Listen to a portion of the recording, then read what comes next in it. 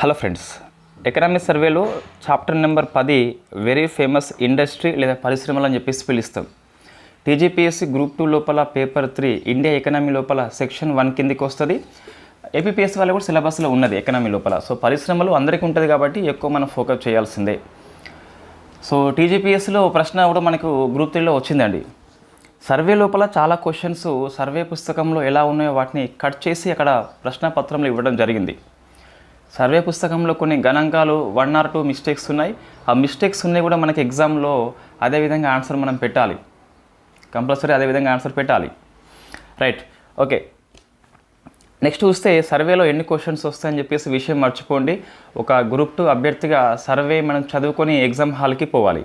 ఎన్ని వస్తాయి విషయం మర్చిపోండి.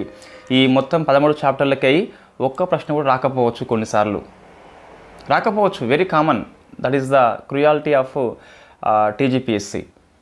ఒకసారి ఒక రిపోర్ట్ తీసుకుంటుంది, ఆ రిపోర్ట్లో మనకి 10 క్వశ్చన్స్ వస్తాయి ఒకే ఎగ్జామ్లో. అదే రిపోర్ట్ని నెక్స్ట్ ఎగ్జామ్లో టచ్ కూడా చేయకపోవచ్చు. సో కాబట్టి సర్వేలో ఎన్ని క్వశ్చన్స్ వస్తాయి అనే విషయం మర్చిపోండి.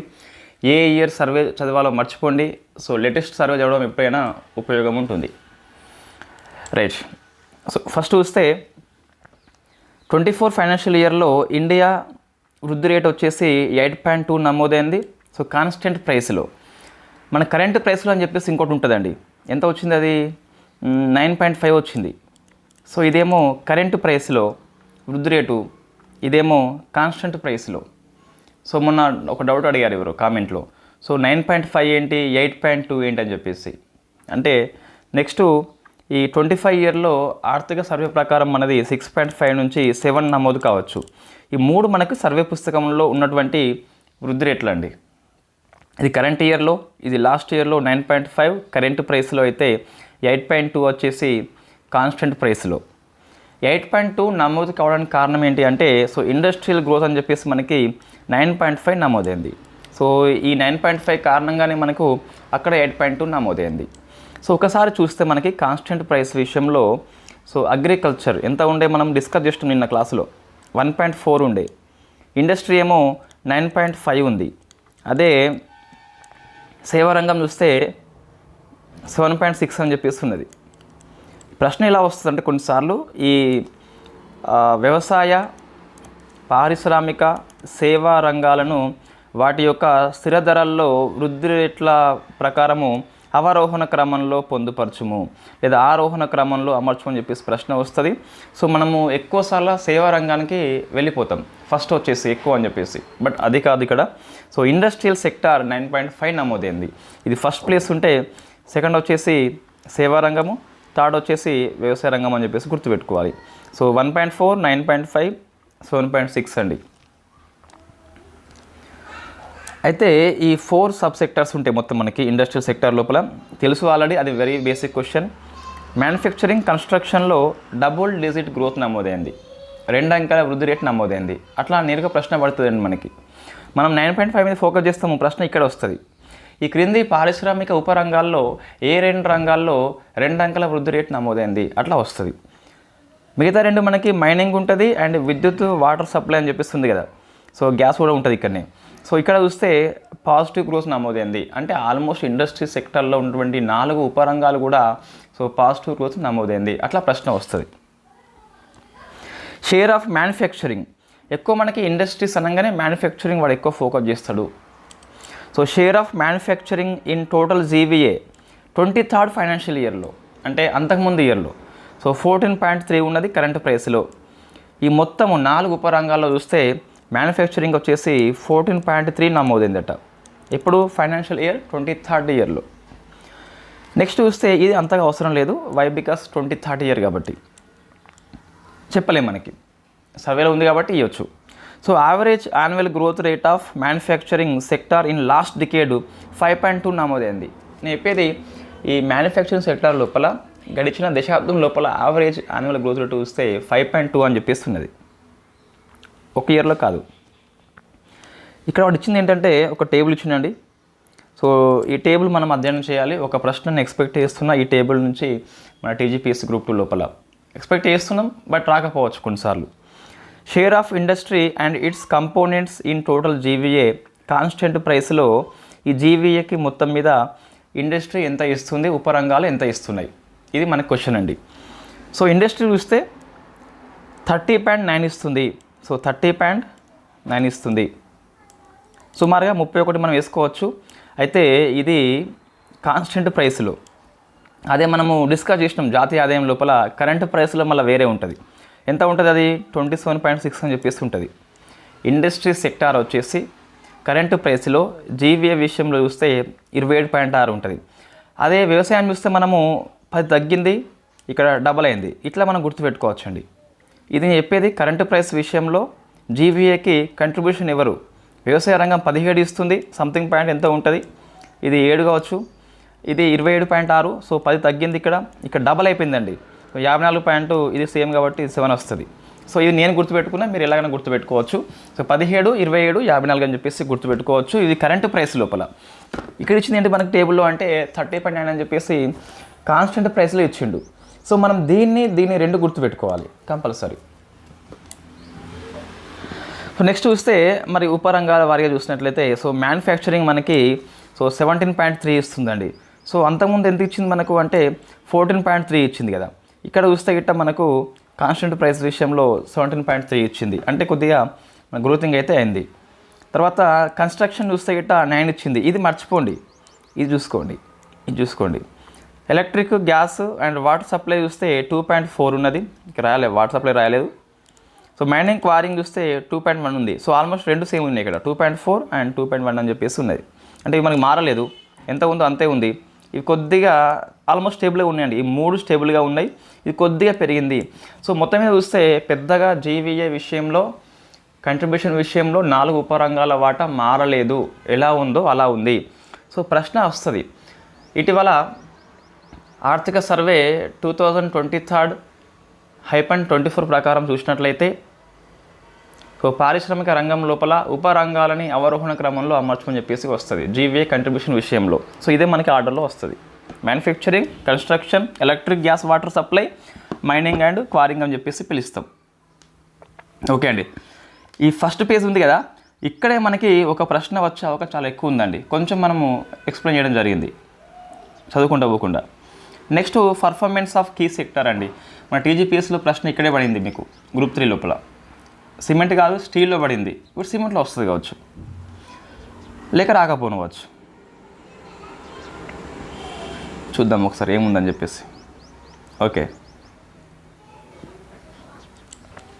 సిమెంట్ చూస్తే ఇండియా సెకండ్ లార్జెస్ట్ ప్రొడ్యూసర్, ఇట్లా ప్రశ్న వస్తుంది. సో ఫస్ట్ వచ్చేసి చైనా అండి. అంటే ఉత్పత్తిలో విషయంలో చూస్తే సిమెంట్ విషయంలో ఇండియా సెకండ్ ర్యాంక్ ఉంటే ఫస్ట్ వచ్చేసి చైనా ఉంది. కంట్రిబ్యూషన్ ఎంత ఉంది మనకు అంటే ఇన్పుట్ కాస్ట్ విషయంలో సో ఈ కన్స్ట్రక్షన్ సెక్టార్ మొత్తానికి సిమెంటే 11% అందిస్తుంది. సో గుర్తుపెట్టుకోవాలి. నెక్స్ట్ ప్రజెంటు మన యొక్క కెపాసిటీ ఎంత అంటే 622 మిలియన్ టన్స్ అండి. ఇంత మనము సిమెంట్ని ఉత్పత్తి చేసినాం. అదే ఓన్లీ 24 ఇయర్లో చూస్తే 427 ఉత్పత్తి అయింది మనకి. So million tons 622. ఓకే అండి, సో ఇది గుర్తుపెట్టుకోవాలి. నెక్స్ట్ సిమెంట్ పరిశ్రమ ఎక్కడ సెంట్రలైజ్డ్ అయిందని ప్రశ్న వస్తుంది. అంటే ఎక్కడ కేంద్రీకృతమైందంటే ముఖ్యంగా 80% అండి సిమెంట్ పరిశ్రమ ఉంటే ఇక్కడనే ఉంటుంది ఇక. సో తమిళనాడు ఫస్ట్ అయితే ఉంటుంది. సో ఇది మీరు ఆన్సర్ చేయండి. సిమెంట్ పరిశ్రమ ఫస్ట్ టైం ఏ రాష్ట్రంలో స్టార్ట్ అయింది? సో తమిళనాడు మనకి, AP, Telangana, Maharashtra, Karnataka, Madhya Pradesh, Chhattisgarh, UP, Gujarat, west బెంగాల్లో ఉన్నది. 1 2 3 4 5 6 7 8 9 10 మనం గుర్తుపెట్టుకోవాలండి. ఈ క్రింది వాటిలో సిమెంట్ పరిశ్రమ ఏ రాష్ట్రంలో ఎక్కువగా సెంట్రలైజ్డ్ అయింది అట్లా ప్రశ్న వస్తుంది కాబట్టి గుర్తుపెట్టుకోవాలి. నెక్స్ట్ డొమెస్టిక్ పరంగా మన సిమెంట్ యొక్క తలసరి వినియోగం ఎంత అంటే 260 kg ఉంటే ప్రపంచంలో మాత్రము పర్ క్యాపిటా 540 ఉన్నది. ఆల్మోస్ట్ డబుల్ అని చెప్పేసి చెప్పొచ్చు. సో మనకు తక్కువ ఉన్నదండి, ఇది ఒక ఇష్యూ మనకి. సో ఇది ప్రశ్న వస్తుందండి, ఇది వస్తుంది గుర్తుపెట్టుకోవాలి. గ్లోబల్లీ సిమెంట్ సెక్టార్ వచ్చేసి ఆంథ్రోపోజెనిక్ ఎమిషన్స్ అంటే మానవ కారణాలు. ఇవి మొత్తం మానవ కారణాలు వస్తే 7% సిమెంటే కారణమట. ఈ ఎమిషన్స్కి, కార్బన్ ఉద్గారాలకి 7% సిమెంటే కారణము. ఇండియాలో చూస్తే మొత్తం మీద 1 టన్ను సిమెంట్కి ఎంత వస్తుంది ఎమిషన్స్ అంటే 0.56 టన్ CO2 అని చెప్పేసి వస్తుంది. అదే మనం లక్ష్యం ఏంటి అంటే 2050 నాటికి దీన్ని 0.35కి తగ్గించుకోవాలి. సో ఈ ప్రశ్న వచ్చే అవకాశం చాలా ఎక్కువ ఉన్నదండి. కార్బన్ ఎమిషన్స్ విషయంలో ఇండస్ట్రీల యొక్క వాటా అని చెప్పేసి వివిధ రంగాల వారిగా మనం డిస్కస్ చేస్తున్నాం. అందుకే ప్రశ్న వస్తుంది ఇక్కడ. 1 టన్ సిమెంట్ నుంచి 0.56 CO2 వచ్చినట్లయితే 2030 ఇయర్లో లక్ష్యం ఎంత అంటే తగ్గించుకోవాలి, మనం 0.35కి తగ్గించుకోవాలి. స్టీల్ అండి మనకి. సో ఇండియా డికేడ్ మనం కంపేర్ చేస్తే నెట్ ఎక్స్పోర్ట్స్ ఆఫ్ స్టీల్ మనకి. సో మనకు చివరి స్టీల్ అంటే ఇక్కడ మనకు పూర్తిగా స్టీల్ తయారైపోయింది కదా, దాని విషయంలో మనము నెట్ ఎక్స్పోర్ట్ అంటే మనం ఎక్కువ ఎక్స్పోర్ట్ చేస్తున్నాం ఇంపోర్ట్ కంటే. సో Q1లో నెట్ ఎక్స్పోర్ట్ ఉన్నాము, Q2, Q3లో నెట్ ఇంపోర్ట్ ఉన్నాము. సో ఇది కొంచెం గుర్తుపెట్టుకోవాలి. డికేడ్లో నెట్ ఎక్స్పోర్ట్స్ ఉన్నప్పటికీ 24 ఫైనాన్షియల్ ఇయర్లో Q2, Q3లో మనము నెట్ ఇంపోర్ట్స్ ఉన్నాము. కారణం ఏంటి అంటే సో డొమెస్టిక్ ఇంటర్నేషనల్ లెవెల్లో మధ్య ప్రైజెస్ యొక్క తేడాలు అండి. అంటే మనకు ఇంటర్నేషనల్ లెవెల్లో కాస్ట్ తక్కువ ఉన్నప్పుడు ఎక్స్పోర్ట్ చేసిన వాళ్ళకి ఎక్కువ డబ్బులు రాలే. ఇంపోర్ట్స్ విషయంలో మనకి సో ఇక్కడ మనకి ఏమైంది, మనం ఇక్కడ ఎక్స్పోర్ట్ చేసినప్పుడు తక్కువ డబ్బులు వచ్చినాయి కాబట్టి ఈ ఎక్స్పోర్ట్స్ వాల్యూ తగ్గిపోయింది. కాబట్టి మనం నెట్ ఇంపోర్ట్స్గా ఉండిపోయినాం. ఇంపోర్ట్స్ వాల్యూ పెరిగిపోయింది, ఎక్స్పోర్ట్స్ వాల్యూ తగ్గిపోయింది. కారణం ఏంటి అంటే ధరల వ్యత్యాసాలు. ఇట్లా ఇది వస్తుంది మనకు. ప్రశ్న ఎలా ఫ్రేమ్ చేస్తారంటే వాడు, భారతదేశము గత దశాబ్దం లోపల స్టీల్ విషయంలో నెట్ ఎక్స్పోర్ట్స్గా ఉంది. అయినప్పటికీ ఫైనాన్షియల్ ఇయర్ 24 ఇయర్లో Q2, 3లో నెట్ ఇంపోర్ట్గా ఉన్నది. కారణం ఏంటి? ఒకటి, సో ఉక్కు ఉత్పత్తి తగ్గిపోయింది. ఇది ఫస్ట్ వస్తుంది మనకి ఆప్షన్ లోపల. ఉక్కు ఉత్పత్తి తగ్గిపోయింది, దేశీయంగా తగ్గిపోయింది. సెకండ్ది, సో అంతర్జాతీయంగా ఉక్కు ధరలు తగ్గిపోయాయి. సో ఆన్సర్ ఏంటి అంటే మనకి ఈ ఫస్ట్ది ఆన్సర్ అండి, సెకండ్దే మనకి ఆన్సర్. మనం ఎక్స్పోర్ట్ చేసినప్పుడు ధర ఎక్కువ రాలేదు, మన ఉత్పత్తి విషయంలో మార్పు లేదు, కానీ ఎగుమతుల యొక్క ధరల విషయంలో మార్పులు వచ్చినాయి. కారణంగా మనము నెట్ ఇంపోర్టర్గా ఉండిపోయినాము. సో అట్లా అండి, ఇట్లా ప్రతిదీ విశ్లేషణ చేస్తే ఎకనామీ లోపల ఎన్నైనా చేసుకుంటూ పోవచ్చు. బట్ క్లాస్ టైమింగ్ ఎక్కువ అవుతుంది, మీకు చాలా ఇబ్బంది అవుతుంది ఈ టైంలో. నెక్స్ట్ చూస్తే సో ఇండియా స్టీల్ సెక్టార్ అనేది 12% of Indians green house gas emissions. మొత్తం గ్రీన్ హౌస్ గ్యాసెస్ లోపల స్టీల్ సెక్టర్ ఒకటే 12% కంట్రిబ్యూట్ చేస్తుంది. ఇది మొన్న TGPS గ్రూప్ 3 ప్రశ్న. సో క్రూడ్ స్టీల్ అంటే ముడి ఉక్కు అని చెప్పేసి పిలుస్తాం. అది 1 టన్ను అంటే 1 టన్ను క్రూడ్ స్టీల్కి 2.5 టన్స్ CO2 ఎమిషన్స్ రిలీజ్ చేస్తుంది. ఇది మనం ఫోకస్ చేయాలి. సో గ్లోబల్ లెవెల్లో చూస్తే 1.9 వస్తుంది. కాబట్టి సో గ్లోబల్తో పోలిస్తే మన స్టీలే ఎక్కువగా ఎమిషన్స్ ఉత్పత్తి చేస్తుంది. సో వాక్య రూపంలో ప్రశ్న వస్తే ఇట్ట 1 టన్ను క్రూడ్ స్టీల్కి ముడి ఉక్కుకి ప్రపంచ ఉద్గారాలతో పోలిస్తే భారతదేశం యొక్క ఉక్కు పరిశ్రమ రంగము తక్కువ ఉద్గారాలని వెల్లడిస్తుంది. ఇట్లా అంటే తప్పు అది. సో ఇండియానే ఎక్కువ అని చెప్పేసి గుర్తుపెట్టుకోవాలి. సో గణాంకాలు చెప్పేస్తున్నా, మీరు విశ్లేషణ చేసుకోవాలి. మనమే చేయాలంటే టైం ఎక్కువ తీసుకుంటుంది అంతే.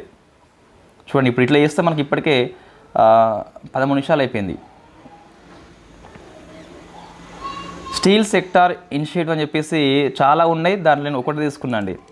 సో నాగర్నర్ స్టీల్ ప్లాంట్ అని చెప్పేసి మనకి బస్తర్ జిల్లాలో ఏర్పాటు చేసిండ్రు. అక్టోబర్ అన్నప్పుడు అక్టోబర్ మనం గుర్తుపెట్టుకోవాలి. సర్వే లోపల మంత్తో పాటు ఇయర్ ఉన్నట్లయితే ఎగ్జామ్ హాల్లో వస్తుంది, కాబట్టి గుర్తుపెట్టుకోవాలి. సో మన స్టీల్ అయిపోయిందండి. Next coal. So reducing external dependence అంటే మనం కోల్ అనేది దిగుమతి చేసుకుంటాం కదా, అది తగ్గిపోతుందట, మనకు దిగుమతి బిల్లు తగ్గిపోతుందట. అది హెడ్డింగ్ ఉన్నదండి. హెడ్డింగ్ నేను మార్చలేదు, ఎలా ఉందో అలా రాస్తున్నామంటే హెడ్డింగ్లో ప్రశ్న పడే అవకాశం చాలా ఎక్కువ ఉన్నది. సో కోల్ మొత్తం మీద మనకు సో ప్రైమరీ కమర్షియల్ ఎనర్జీ విషయంలో 55% ఉన్నది ఇప్పటికి కూడా. మొత్తం విద్యుత్ ఉత్పత్తి లోపల బొగ్గు ఆధారిత విద్యుత్ ఉత్పత్తి భారతదేశం లోపల స్టిల్ 70% ఉన్నది మొత్తం. సో గత 5 ఏళ్లలో బొగ్గు ఉత్పత్తి వేగవంతమైంది. ఇవన్నీ మీకు ఇట్లా అనిపిస్తుంది ఇవి. సో ప్రశ్న ఇక్కడనే వస్తుందండి. ఫలితంగా దిగుమతులపై మనం ఆధారపడడం తగ్గిపోయింది. సో ఇటీవల ఈ బొగ్గు విషయంలో గమనించిన గుణాత్మక మార్పు ఏంటి ప్రశ్న వస్తుంది. కింద మనకి ఏమొస్తాయి ఆప్షన్స్ అంటే, సో మనకు బొగ్గు ఉత్పత్తి వేగవంతమైంది కాబట్టి దిగుమతులపై ఆధారపడడం తగ్గిపోయింది. ఇది ఒక మనకు ఆప్షన్ ఉంటుంది అంతే అండి. సర్వే పుస్తకంలో ఏముండదో వాక్యాలు కడిగేసి అక్కడ ఎగ్జామ్లు ఇస్తున్నాడు వాక్య రూపం లోపల. మీరు కావాలంటే ఈ సర్వే మొత్తం అయిపోయినాక గ్రూప్ పేపర్ తీసుకోండి. సో చాలా క్వశ్చన్స్ మీరు ఆన్సర్ చేస్తారు. అంటే మనము అవి చూసి ఇక్కడ క్లాస్ చేస్తున్నాం కాబట్టి అన్ని ఆన్సర్లు చేస్తారు. కానీ సో గ్రూప్ 2లో కూడా మనకి ఏవైతే వస్తాయి అనుకుంటున్నాం అవన్నీ మనం కవర్ చేస్తున్నాం మిస్ చేయకుండా. 24 ఫైనాన్షియల్ ఇయర్లో చూస్తే మనకి మొత్తం ఉక్కు ఎంత ఉత్పత్తి అయింది అంటే ఇంత గ్రోత్ అండి. సో మనకి దిగుమతి ఇంత చేసుకున్నాం, ఇంత గ్రోతింగ్ ఉంది దిగుమతి విషయంలో. సో మనం వినియోగం వచ్చేసి ఇంత వినియోగం ఉన్నది, ఇంత గ్రోతింగ్ ఉన్నది. చూడండి మనకి సో ఇంపోర్ట్ చేసుకుంది, ప్రొడ్యూస్ చేసుకున్నది అండ్ మనం వినియోగించింది. సో ఎక్కువ వినియోగిస్తున్నాం కాబట్టి మనకు ఎప్పటికైనా మనం దిగుమతులుగానే ఉండిపోయినాం. ఎస్, ఉత్పత్తి వాల్యూ పెరిగి దిగుమతుల్లోనే ఉన్నాం కానీ అవి తగ్గిపోతున్నాయి అని చెప్పేసి గుర్తుపెట్టుకోవాలి. ఈ గణాంకాలు అవసరం అంటే అంతగా అవసరం లేదండి. సో కోల్ రంగంలో ఇనిషియేటివ్ ఏంటి? ఓకే, చూద్దాం ఒకసారి. ఇనిషియేటివ్ ఉన్నాయి ఇట్లా ప్రశ్న ఇక్కడ వస్తుంది మనకి. ఇటువంటి ఇనిషియేటివ్లు వేరే పుస్తకాలు లేవు మనకి, సర్వే మాత్రమే ఉన్నది. సో 100 మిలియన్ టన్స్ గ్యాస్ ఫై చేయాలి 2030 నాటికి ఒక ఇనిషియేటివ్ అది. వయాబిలిటీ గ్యాప్ ఫండింగ్ ద్వారా మనము 8,500 కోట్లు ఇవ్వాలి వాళ్ళకు. సో కోల్ లేదా లిగ్నైట్ గ్యాస్ ఫై చేయాలని చెప్పేసి. సో వయాబిలిటీ గ్యాప్ ఫండింగ్ అంటే ఏంటంటే ఒక పరిశ్రమ అనేది జనరల్గా ఎకనామీని అందిస్తే డెవలప్మెంట్ అవుతుంది. ఎకనామీ లేని కారణంగా డెవలప్మెంట్ అవ్వట్లేదు. సో దానికి వయబిలిటీ గ్యాప్ ఫండింగ్ అని చెప్పేసి పిలుస్తాం. సో గ్యాప్ వచ్చింది, మనం గ్యాప్ ఫుల్ఫిల్ చేయాలి. నిజంగా తమ ఇన్వెస్ట్మెంట్ చేస్తే అది ఎక్కువగా గ్రోత్ అందిస్తుంది, బట్ అక్కడ మనకి ఫండింగ్ వస్తలేదు. అటువంటి వాటికి మనము వయబిలిటీ గ్యాప్ ఫండింగ్ అని చెప్పేసి అప్లై చేస్తాం. నెక్స్ట్ చూస్తే integrated coal logistic policy and plan అని చెప్పేసి ఫిబ్రవరిలో మనకి 24 ఇయర్లో వచ్చింది. Next amend coal blocks allocation rules అని చెప్పేసి 27లో ఉండే, దీన్ని మనము 23 లోపల సవరణ చేసుకున్నాం. ఇదే ప్రశ్న వస్తుంది, సవరణ ఎప్పుడని చెప్పి ప్రశ్న వస్తుంది. కోల్ ఇండియా లిమిటెడ్ అని చెప్పేసి ఒక లక్ష్యం పెట్టుకున్నది 25-26 నాటికి 3,000 మెగావాట్స్ రెన్యూవబుల్ ఎనర్జీని ప్రొడ్యూస్ చేయాలి. ఐ మీన్ సోలార్ కావచ్చు, విండ్ కావచ్చు, స్మాల్ హైడ్రో కావచ్చు, దాన్ని ఉత్పత్తి చేయాలి 3,000 మెగావాట్స్ అని చెప్పేసి. ఇది మనం లక్ష్యం, ఇది పెట్టుకోవాలి. దీనిలో ఈ మొత్తంలో ప్రశ్న వస్తే ఇట్ట అయ్యో 1 to 5కి అవకాశం ఉన్నదండి. సో 1 to 5కి అవకాశం ఉన్నది. Major consumer oriented industries. So మనం డిస్కస్ చేసేది ఏంటంటే కన్జ్యూమర్ ఇండస్ట్రీస్, వినియోగదారుల పరిశ్రమలు. సో ఫస్ట్ది ఫార్మాస్యూటికల్స్ అని చెప్పేసి ఉన్నది. సో ఫార్మా అని చెప్పేసి పిలుస్తాం. ఇది world 3rd largest by volume. So volume పరంగా అనేది ప్రపంచంలో 3వ ప్లేస్ ఆక్రమించింది. ప్రపంచంలో టాప్ 20 గ్లోబల్ జనరిక్ కంపెనీస్ లోపల ఇండియా లోపలనే ఆశ్చర్యకరంగా 8 ఉన్నాయట. సో ఆశ్చర్యకరంగా అని చెప్పేసి వాళ్ళు ఉపయోగించారు. సో మనం ఆశ్చర్యపోతున్నాం, టాప్ 20లో మన 8 ఏంటని చెప్పేసి సర్ప్రైజ్ అని చెప్పేసి సర్వే పుస్తకం పేర్కొన్నది. సో ఫార్మా ఇండస్ట్రీ లక్ష్యం ఏంటి అంటే 2030 నాటికట $130 బిలియన్ రావాలట. ఇది లక్ష్యం గుర్తుపెట్టుకోవాలి కంపల్సరీ. సో 2030 130 ఈజీగా మనకు గుర్తుంటుంది. ఒకసారి చదవండి, మీరు ఈజీగా ఆన్సర్ చేస్తారు. గణాంకాల విషయంలో మరీ ఎక్కువ భయపడద్దు. సో నువ్వు అడుగు అని చెప్పేసి బుక్ ముఖాన పడేసి అడిగించేలా మీరు ఆన్సర్ చెప్పేలా అంతా బై హార్ట్ చేయవద్దు గణాంకాలని. సో ఒక ఓవరాల్ వ్యూ ఉండాలి, సరిపోతుంది. లాంగ్ టర్మ్ ప్లాన్ చేసుకుంటే ఎంబీబీఎస్ వాళ్ళు అయితే మీరు బై హార్ట్ చేయాలి, మీకు టైం చాలా ఉన్నది కాబట్టి. సో మన టీజీపీఎస్ గ్రూప్ 2 అయిపోయిన తర్వాత మన నెక్స్ట్ కర్తవ్యము ఏపీపీఎస్ సిలబస్లో మనం ఏమైతే గ్యాప్స్ ఉన్నాయో వాటిని ఫుల్ఫిల్ చేద్దాం కంపల్సరీ. నాకు ఎంతమంది వ్యూస్ చూస్తున్నారు, ఎవరు ఎక్కున్నారని చెప్పేసి అవసరం లేదు. ఎవరికి అవసరం ఉన్నదో వాళ్ళకి మనం హెల్ప్ చేస్తాం అంతే. నా వంతుగా ఎంత అవుతే అంత, ఫుల్ అని చెప్పేసి ఇక్కడ ఏమీ లేదు. ఇప్పుడు టీజీపీఎస్ వాళ్ళకి కొద్ది వరకు గ్యాప్స్ ఉన్నాయి. సో గ్యాప్ని మనం ఫుల్ఫిల్ చేస్తున్నాం. ఏపీపీఎస్ వాళ్ళకి ఎక్కడ గ్యాప్స్ ఉన్నాయని చెప్పేసి మనం చూద్దాం. ఒకసారి చూస్తే ఒక ఐడియా వస్తుంది. ఐడియా వచ్చినాక మనం డిస్కస్ చేద్దాం. సో నెక్స్ట్ మన టార్గెట్ ఏపీపీఎస్ గ్రూప్ 2. ఏపీ వాళ్ళు మనకి చూస్తారా, మన భాష వాళ్ళకి అర్థమవుతుందా, అంతా ఏం అవసరం లేదు. సో నోట్స్ ఉంటుంది, క్లాస్ ఉంటుంది, ఈజీగానే అర్థమవుతుంది. సో అవసరం ఉన్న వాళ్ళకి చేరుకోవాలంతే, వ్యూస్ సంబంధం లేదు మనకి.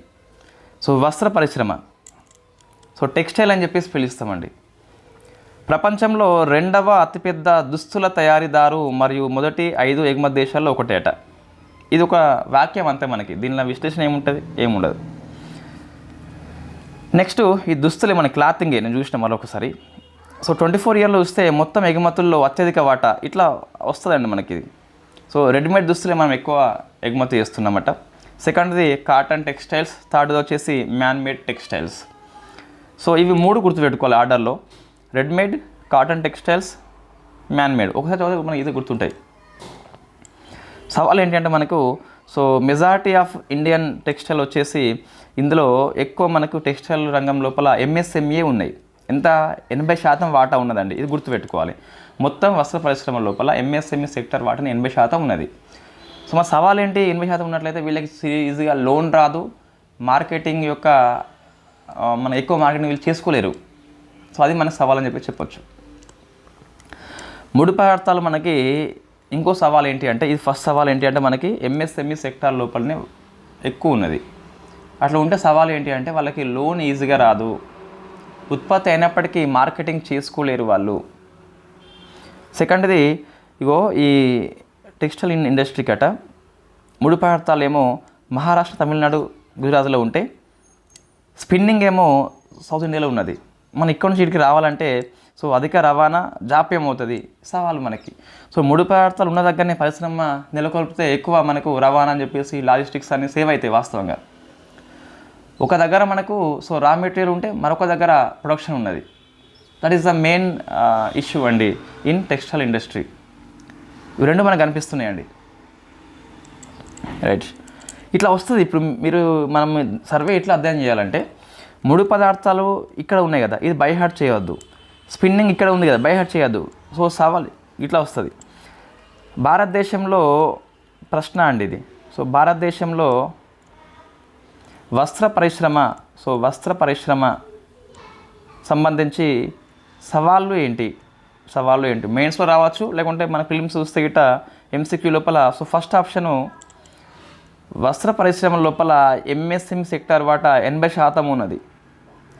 సెకండ్ ఆప్షను ముడి పదార్థాలు ఒక దగ్గర ఉండగా ఉత్పత్తి మరొక దగ్గర ఉన్నది. అట్లా మనకు ప్రశ్న రావచ్చండి. సో కాబట్టి మీరు ఫోకస్ చేయాలి. సర్వేని గణాంకాలే చదవద్దు, గణాంకాల దాటిన విశ్లేషణ ఉంటుంది, దాన్ని పట్టుకోవాలి.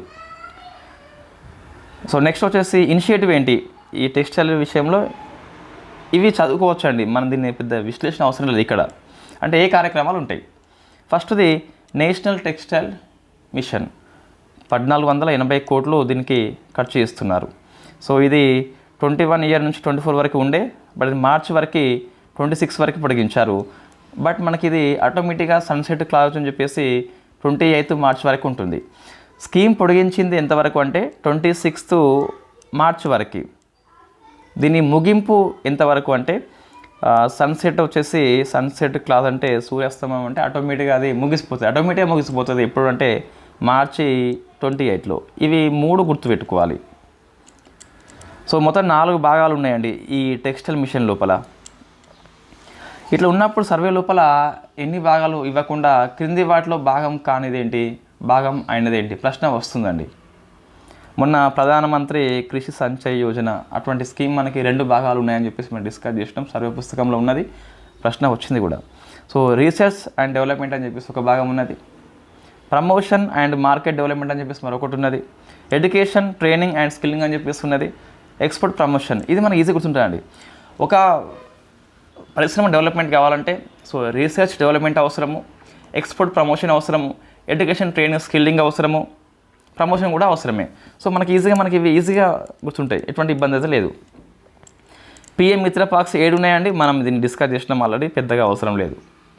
సో మనకి ఇది 27 28 అని చెప్పేసి డౌట్ ఉండే కదా మనకు, ఏది ఈ ఫైనాన్షియల్ ఇయర్ అని చెప్పేసి. సో మన సర్వే పుస్తకం ఉన్నదే తీసుకోవచ్చు, 28 అని చెప్పేసి సరి చేసుకోవాలి మనం. నేషనల్ అయితే దీనిలో ఏమవుతుందంటే వాడు పిఐబి న్యూస్లో స్కీమ్ ఇంప్లిమెంట్ చేసినప్పుడు వేరే ఇస్తాడు, మరొక సర్వే పుస్తకంలో వేరే ఉంటుంది, బడ్జెట్లో వేరే ఉంటుంది, సంబంధిత మినిస్ట్రీ వెబ్సైట్లో వేరే ఉంటుంది.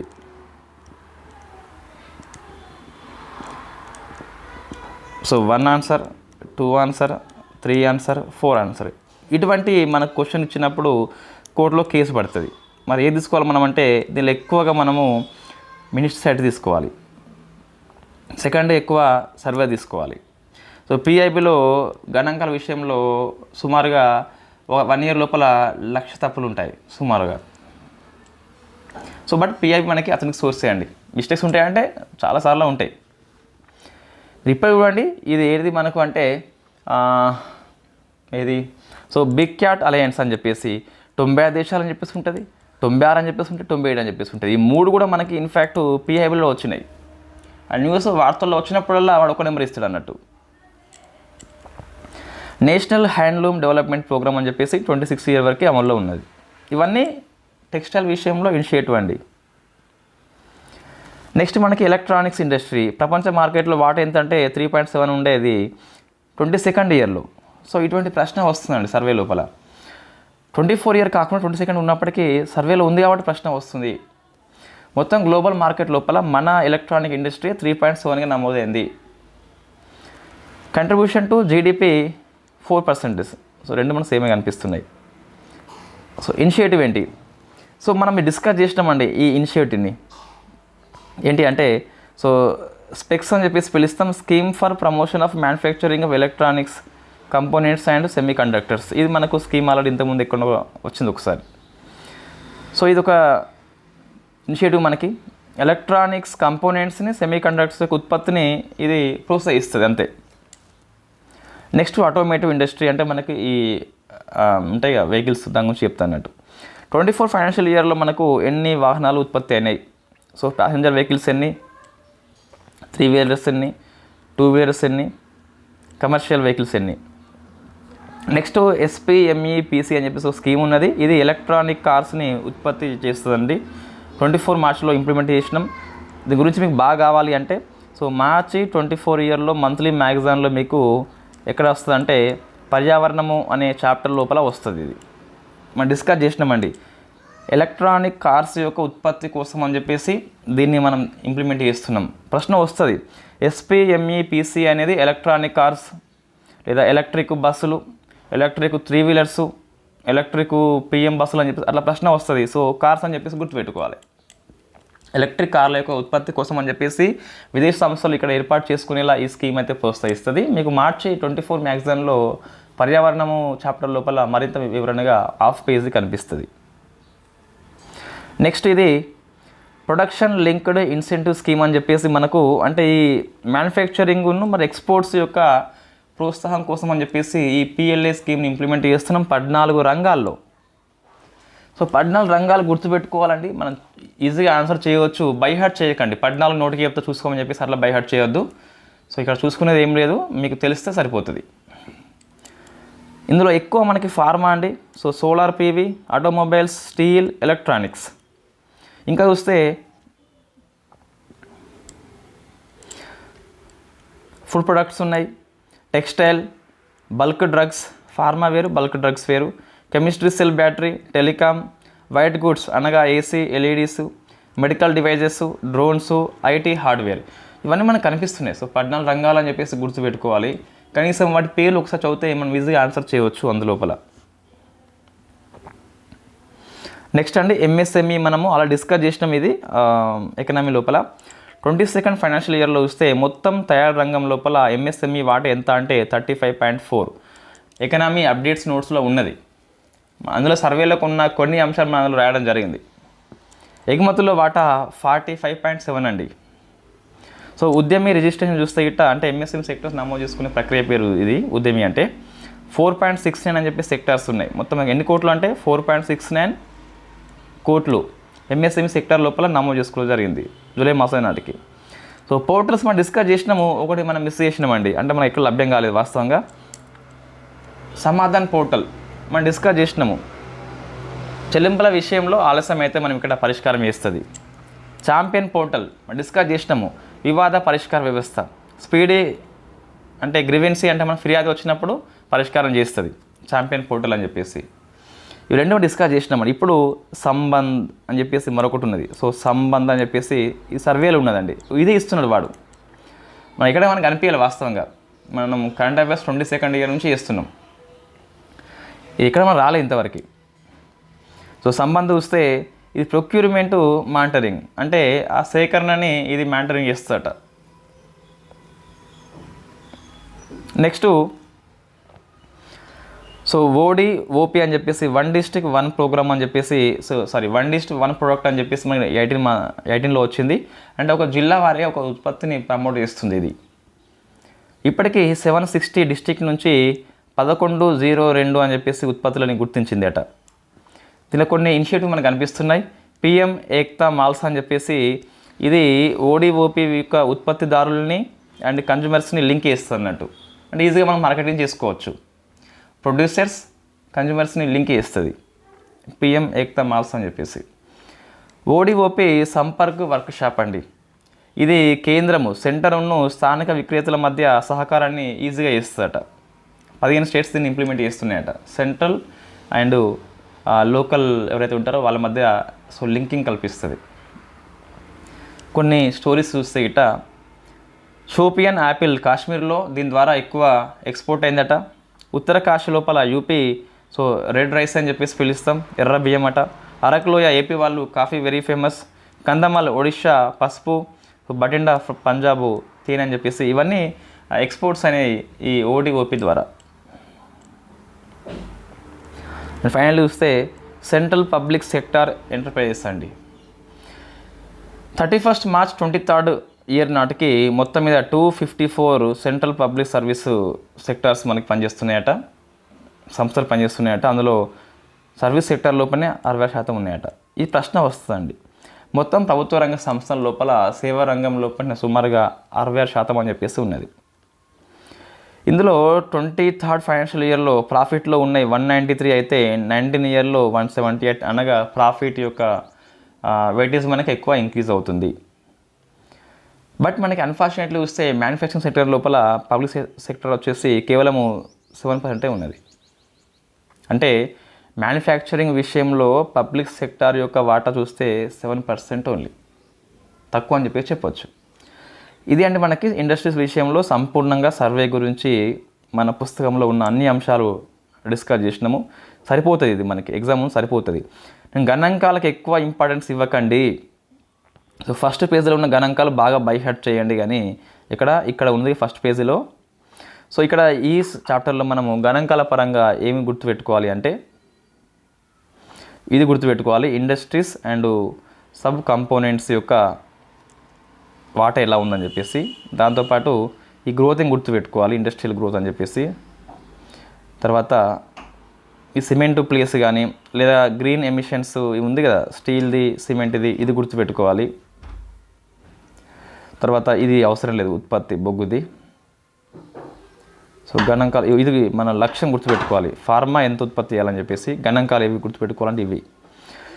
ఈ ఎగుమతుల్లో వాటా అని చెప్పేసి ఆ శాతం అవసరం లేదు, కానీ వరుసగా గుర్తుపెట్టుకోవాలి. ఈ స్కీమ్స్ ఎంతవరకు అమల్లో ఉన్నాయని చెప్పేసి గుర్తుపెట్టుకోవాలి. చిన్న బాయ్ చెప్పురా, బాయ్ చెప్పు.